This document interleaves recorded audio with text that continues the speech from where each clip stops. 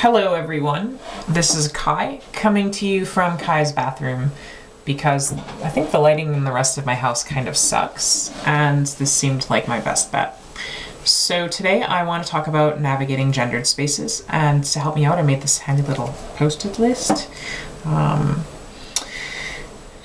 I saw that some of these were already covered, but I do want to cover all of them just because, you know, my experience is my experience. So the first one is the like huge mother effer, right? Bathrooms, gendered bathrooms. It's like the big one.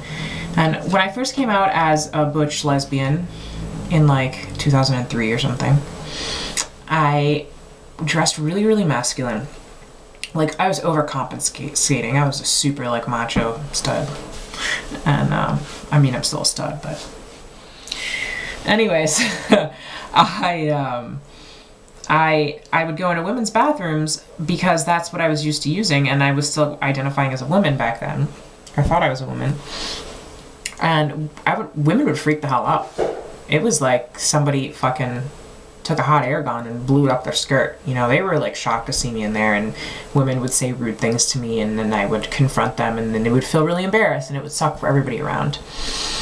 So even though many years later I'm wearing different clothes and I'm often read as female, I still am in the habit of walking into women's bathrooms and clearing my throat, going so that the women in the bathroom can hear my voice, and that allows them to gender me so that they feel safe. And that kind of spares us this like really unfortunate and awkward exchange that sucks for everybody around.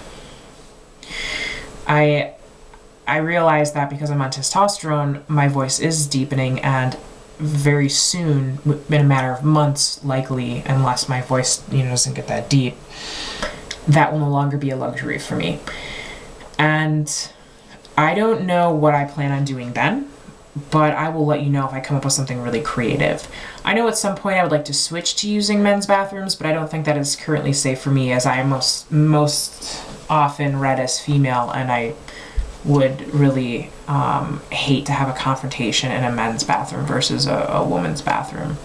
So it's just a matter of safety for me at this point. The next space, anyways, the next space I want to talk about is clothing stores, and this one was covered in one of the other videos, and I was really surprised. Clothing stores and shopping for clothing, and you know, like the men's section versus the women's section, is a huge point of contention for me.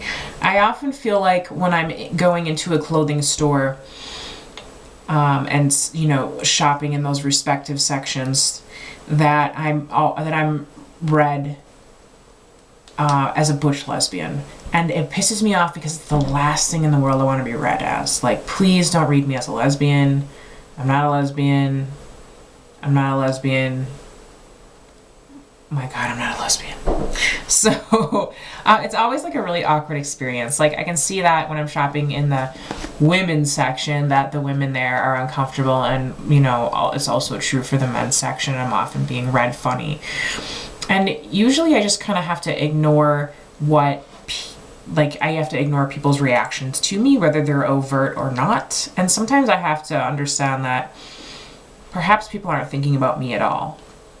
And it's often difficult because I've gotten so used to people responding to my gender presentation. I've now like anticipate that and have become a paranoid about the stereotypes, and that is in itself a painful experience for me when I'm navigating gendered spaces, is that I have this anticipation because of these events that have taken place historically that have been very uncomfortable and unvalidating for me.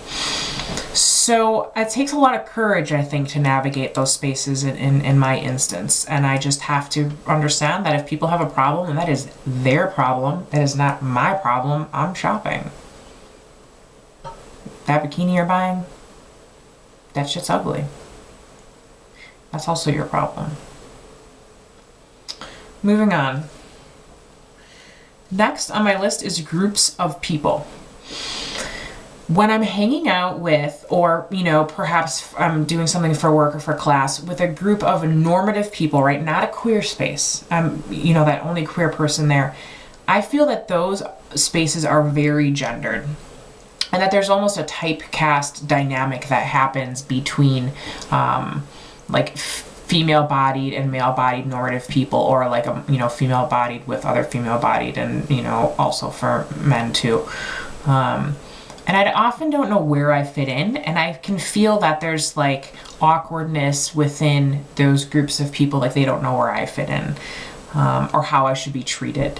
And so I most often just revert to just like talking to whoever will talk to me.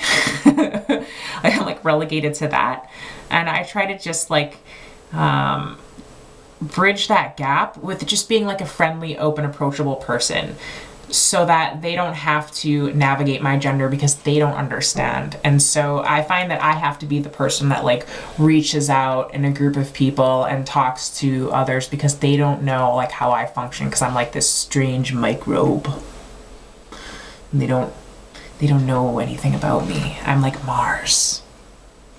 So I reach my little hand out, and that is how I navigate groups of people. The next one is, I'm still figuring this one out, Spanish class. I am a university student, and excuse me, I need to drink some of this bathroom water.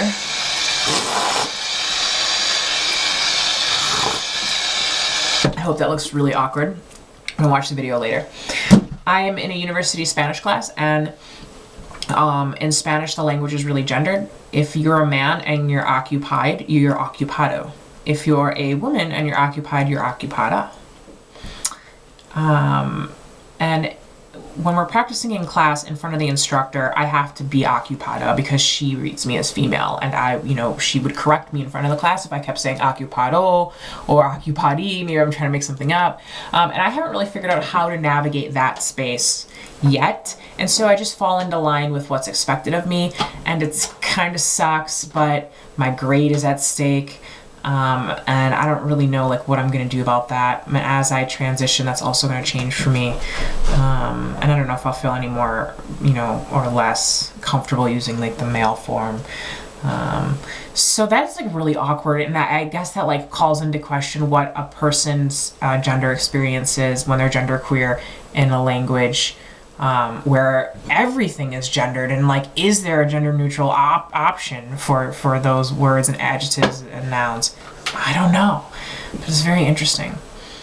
So that's pretty much where I'm at with navigating gendered spaces. And I guess wrapping up, it's oftentimes for me is mostly about just sucking it up and having courage and understanding that I have a right to inhabit any goddamn space that I need to inhabit. And if that means being my own advocate, then that means being my own advocate. And if that means doing it on the spot, right? Impromptu,